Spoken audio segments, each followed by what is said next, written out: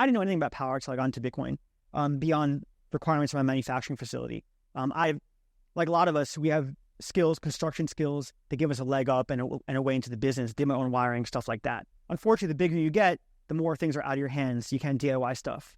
For example, I can wire my own amp box. If I know the inspector's loose, I can do it myself, right? But on the high voltage end, that's not something you're going to fuck with, right? And those costs are high. I paid $100,000, 20 feet of power movement, meaning the utility line is here, my transformer is here, and it cost me 100 G's to get from here to here. It's a complete rip. It's literally 2 power poles and some really thin wires and some switches and stuff. But you don't have a choice, you have to pay. So the infrastructure side and the high voltage end of the utility is very expensive, which is why utilities covet their infrastructure. If you think bringing that utility down 300 feet to your transformer is expensive, imagine what their substation costs look like, and the gear involved there.